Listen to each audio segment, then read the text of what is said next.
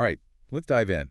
Today we're exploring a source you might not expect for entrepreneurial wisdom, Yeah. the Tabernacle. Hmm. We're talking about that portable sanctuary the Israelites built after, during their exodus from Egypt. Right. But what's fascinating is how these ancient construction plans, these blueprints, they offer surprising wisdom for us today.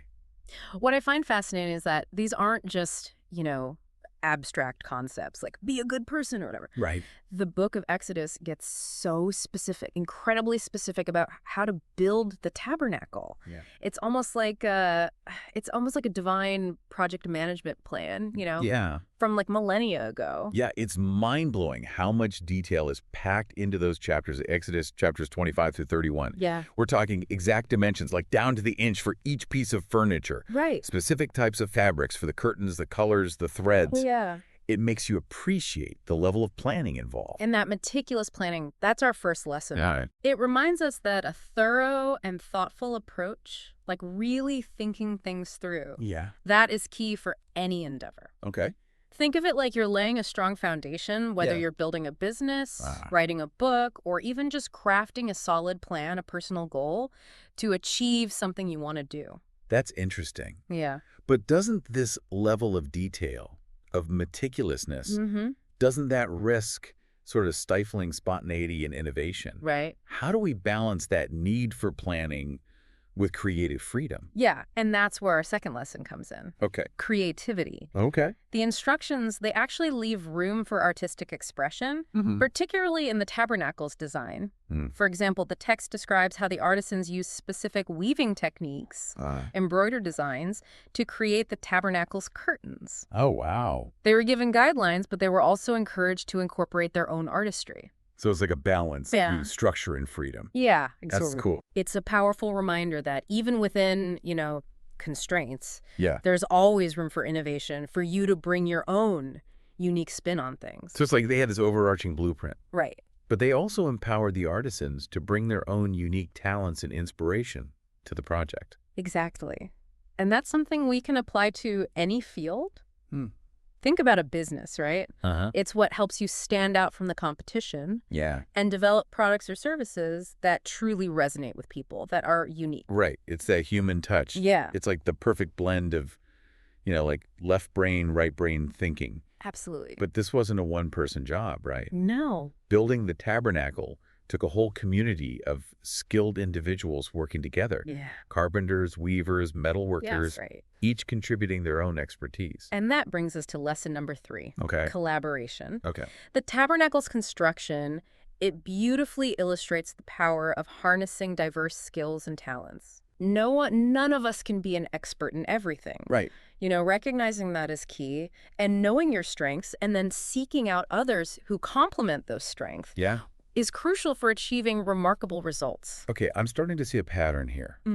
Planning, creativity, collaboration. Yeah.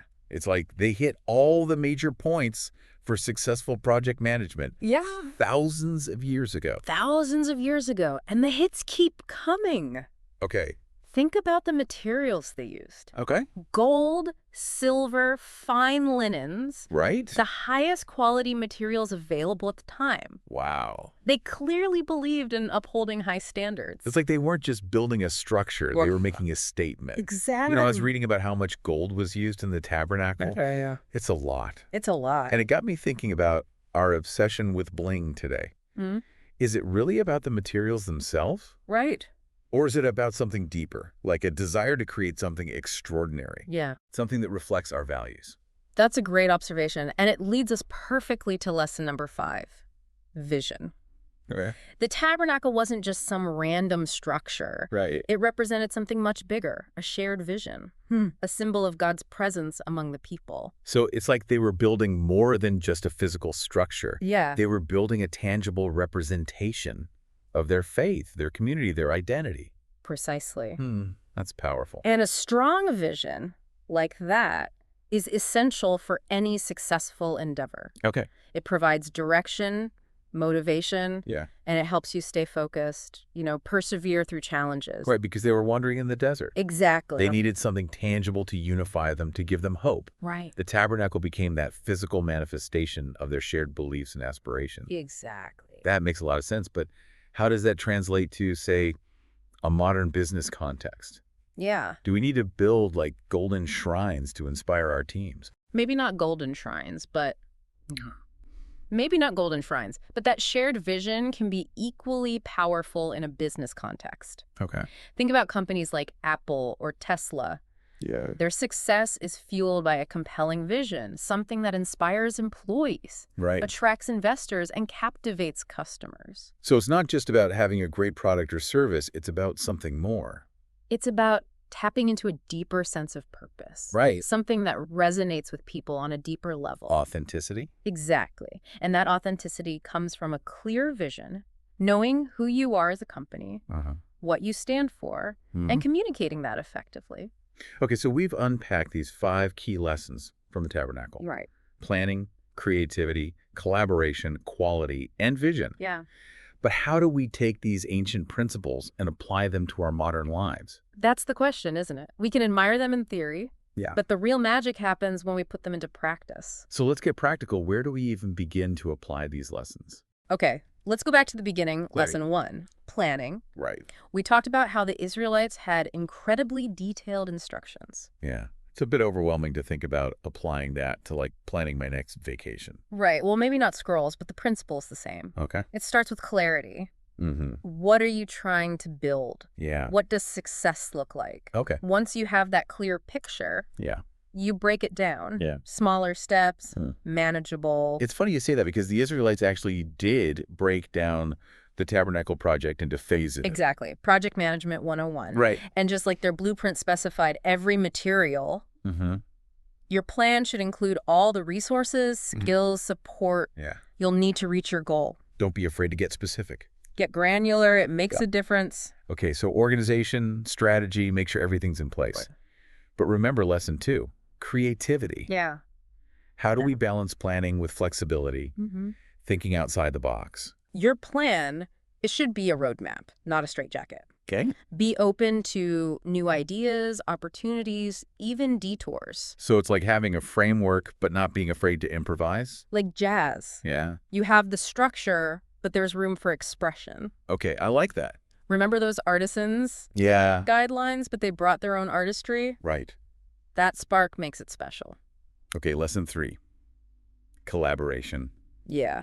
Building the Tabernacle took a whole team. It did. How can we apply that if we don't have a team of artisans at our disposal? You're right. We don't always have that luxury. Yeah.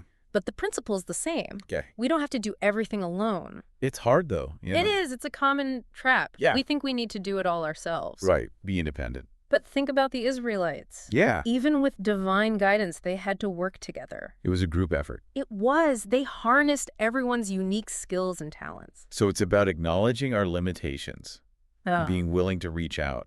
Yes. Start by identifying your strengths. Okay. And then find others who can fill in the gaps. Okay, so find people with different skills. Different perspectives, expertise. Makes sense. That's how remarkable things get done. So collaboration isn't just about efficiency. No. It's about getting different perspectives. Absolutely. And it makes the journey more enjoyable. True. Not going it alone. Okay, now quality. Yeah. The Tabernacle was built with top-notch materials. The best. Does that mean we need to invest in expensive things to be successful? Not necessarily. Okay. While the right tools can help, it's more about the mindset. Setting high standards. Okay. Refusing to settle. Don't just phone it in. Exactly. Bring your A game. But perfectionism can be paralyzing. Hit a balance. Yeah. Strive for excellence, but be kind to yourself. Okay. Mistakes happen. They do. The Israelites building in the wilderness. Right. I doubt they had ideal conditions. Yeah. They focused on using the best they had, even with challenges. Sometimes we get caught up in perfection. Yeah. And forget to enjoy the process. Progress over perfection. Right. Quality isn't just the final product. It's the effort, the dedication. You know, doing your best even when no one's watching. Exactly. Okay, finally, vision. Yeah. The Tabernacle was more than just a building. It was. How can we cultivate that kind of inspiring vision? Connect to your core values. Okay. Your deepest beliefs. Yeah. What matters to you? What do you want to contribute? What's my impact? Think about the Israelites. They envisioned a tangible representation of their faith. Okay. A place to connect with the divine. What's your equivalent? So not just setting goals. It's deeper than that. Yeah. It's about your why. Okay. What fuels you, gives Feel meaning. that purpose. Exactly. Your vision should inspire you, motivate you. Keep me going when it's tough. Exactly. Like a North Star. Guiding my journey. It should bring you joy, make you feel like you're making a difference. This has been so eye-opening. Good. I'm glad. I'm starting to see how these ancient lessons apply to me. That's the goal. It's amazing how wisdom transcends time and culture. It does. We can learn so much from the past. Okay, so we've talked about personal growth, Yeah. even business. Right? Any other areas these principles might be relevant? Absolutely. Relationships. Oh, interesting. Tell me more. Well, collaboration. Okay. It's essential for any strong relationship. So instead of artisans, it's people People with different strengths coming together. build something stronger. Yeah, I like that. Each person brings their gifts, talents, create something special together. What about quality? It's how we treat each other, Okay. how we communicate, the respect, the care. And vision, I'm guessing that's having shared goals. You got it. Creating a shared vision for the future. Yeah. Working towards it together. Building a family, traveling the world. Whatever it is, something meaningful. It's amazing how these principles from this ancient structure You know, right? can apply to human relationships too. It's all about building, isn't it? Yeah, okay, so we've covered planning, creativity, collaboration, quality, and vision. Yeah. Anything else we can get from this deep dive? One more thing comes to mind. Okay. Dedication. Hmm. The dedication it took to build the tabernacle. Yeah, it was a huge undertaking. It was sustained effort, perseverance. And they were in the desert, Exactly. facing so many challenges. It makes you appreciate their grit, Yeah, their determination. that's a powerful lesson for us today. It is. Whether it's a personal goal, building a business, a relationship, There will be challenges. there will be. It's about having that inner strength, Yeah. refusal to give up. Even when it's tough. Exactly. That dedication often separates those who dream Yeah. from those who achieve. It's the difference between saying you'll write a book Yay. and actually doing it, The after day. even when you don't feel like it. That's dedication. Is that little extra It is the commitment to see it through. no matter what. Well said. It's easy to get excited at first, Yeah. but the real test is when that fades. When you're in the weeds. And you have to keep going. That's where dedication comes in. It does. It's that willingness to persevere. Even when it's not fun. Exactly. This has been eye-opening. I'm glad. We started with these instructions for an ancient structure, I know. and we found all these lessons for life today. It's amazing. It's a testament to the power of wisdom. It is. It transcends time and culture. It does. There's so much we can learn from the past. Okay, so we've explored planning, creativity, collaboration, quality, vision, and dedication. Wow, that's a lot. Is there anything else, or are we ready to wrap up? You know me, I could go on for hours. I know you could. But I think we've covered the key points. Okay. What stands out to you from all of this? What strikes me is this idea that we're all builders. Yeah. We may not be building physical structures like the tabernacle, Yeah. but we're all building something. We are. Our careers, relationships, our communities. That's a powerful realization. What is? It shifts our perspective. From passive observers to active creators. And these principles, they're like tools in our builder's toolkit. I love that analogy. Right. It's about being mindful of the tools. Yeah. And how we use them to create something meaningful. Something that matters. Something that reflects our values. Okay, as we wrap up, Yeah. what's one thought you'd like to leave our listener with? We've focused on the HW. The planning, the doing. But as you said, we're all builders. Right. So what are we building? What legacy are we creating? That's a big question. It is. It goes beyond success. It does. It's about impact. Our mark on the world. What story will your life tell? Wow. It's worth thinking about. It is. Well, on that note, we've reached the end of our deep dive. It has been a fascinating journey. It has. Who knew the tabernacle held so much wisdom? Our most unexpected sources. They can surprise you. They can. Thanks for joining us. And until next time, happy building. It really makes you think about what we're spending our time on. You know, It does. it's not just about getting things done. Right. It's about making sure those things are meaningful. It is. It's about building something that matters. Yeah. And something that reflects our values Absolutely. and contributes to a world we actually want to live in. Right. It's about building with intention. Yeah. With purpose. With a vision that goes beyond ourselves. Exactly. You know, it's inspiring to think that we can learn from something as ancient as the Tabernacle. Yeah, it's incredible. Like those artisans, they weren't just following instructions. No. They were creating something extraordinary. They were pouring their hearts and souls into it. Yeah, and it would serve this greater purpose. And that's the beauty of these principles. They're timeless. They really are. Not limited to any time or place. As relevant today as they were thousands of years ago. Exactly. So as we wrap up this deep dive, what's one key takeaway you hope our listener will, carry with them? I think it's the power of perspective.